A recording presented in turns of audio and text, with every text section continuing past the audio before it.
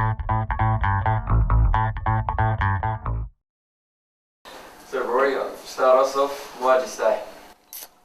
Look, I'm very, very happy in Adelaide at the moment. The way Brenton and the rest of the coaching staff are handling things, the environment around here at the moment, and the team we've got, who would want to leave really is more the point. Is it a good thing to get out of the way? Sorry? Is it a good thing just to get done? Yeah, I think so. Otherwise, it just stops speculation in media and that sort of thing, and we all know that can build a bit of pressure on players and that sort of thing. So I'm happy to have it done now. Yeah. Is it affecting you at all? No, I don't think so. Is that a message, your first answer, is that a message to Tippett as well? No, not at all. Every player's different.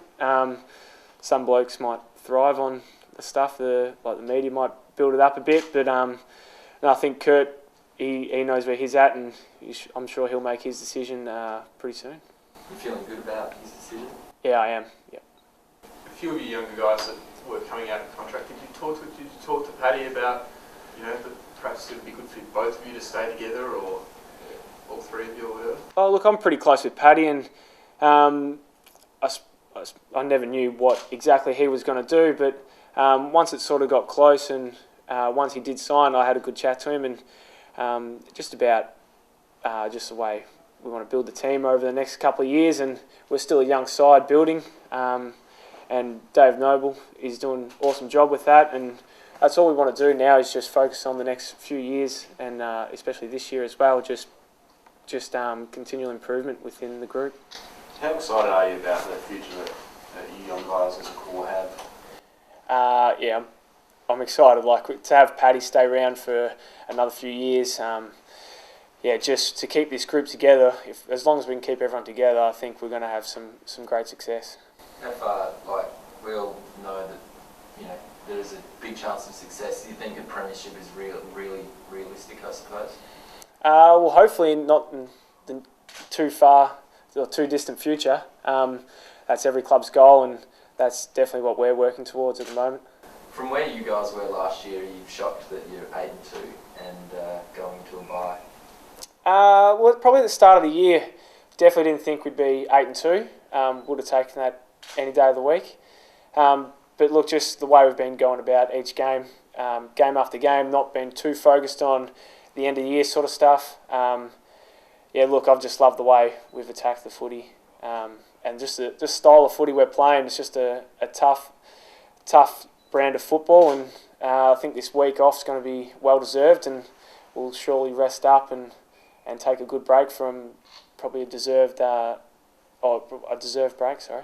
What do you get up to? What's the sort of things that are the best way to enjoy the break? For me, a bit of beach time. Hopefully you get a little surf in if Adelaide provides a bit of surf for me. And just get out of Adelaide for a bit as well. I think just got to get out of Adelaide would be good. Get away from it all for a bit and just take the mind completely off footy, really. And then have the focus to come back in Monday, that it's game back on. Rory, is that what you need more, a mental break rather than a physical one? I think both, Ruchi. I know a lot of the boys are pretty sore, especially after the weekend, the long flight and that sort of thing. But it'd be great to have a break for both. So you've had some good wins, obviously, in that first 10 weeks. Where does the one on the weekend, when you were sort of headed in the last quarter and came back, where does that rate amongst them? Yeah, definitely up there. That Freo crowd was going nuts 3/4 time, and even about 5 minutes into that last quarter, it was a really, really good win for us to come back after being so far in front and then being down with about 20 minutes to go. I think that's just shows great character with the team, and just gives us great belief for the second half of the year. Well, what changed since you didn't do it the week before against Collingwood? You let them get away this time. You actually won a game in a tight spot in the last quarter. What changed up for you guys? Well, we did have the focus on not to let it happen, like Collingwood, like that game against Collingwood. I don't know, I think that Talia running back with the flight and getting crunched wasn't a mark, but Pavlich ended up kicking the goal, and I think that probably sparked a few blokes that we need a few more efforts like that. And you saw like Righty's tackle to goal. There was a couple of great efforts. Petrenko's smother. A few of these sort of efforts sort of popped up in the last quarter that really sparked us, I think. Is it hard not to look, I mean, you say you want to keep it week by week, but is it hard today to not to actually think about finals? I mean, it's going to get talked about more and more from now on in. Yeah, it'll get talked about, but it's not too hard for us at all. I mean, Sando's message is clear. It's just week by week, and I mean, we've got another Friday night game, or first Friday night game, I think, in front of another big crowd here, I'm sure, and against a great side. St Kilda have been in some good form, so it's definitely going to be tough. And I think with the competition as it is now, you saw a few upsets on the weekend. You can't take any game lightly, and you can't be thinking about any other game but the one you got to play. The New Craig guys used to say you have to sort of welcome this expectation or, favouritism and that type of things. Does that still ring true? I don't think so. We've got Sando here now to relay our messages, so we're focusing strongly on St Kilda game. What do you have to do in the second half of the season? What edge do you have to add to your game, or where you are as players? What's left to do?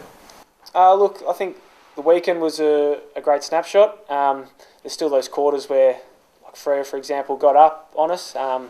That's probably the one thing we're going to have to try and fix in our game, I suppose, just not to let teams get that run on of 4 or 5 goals, because I think that can really hurt you.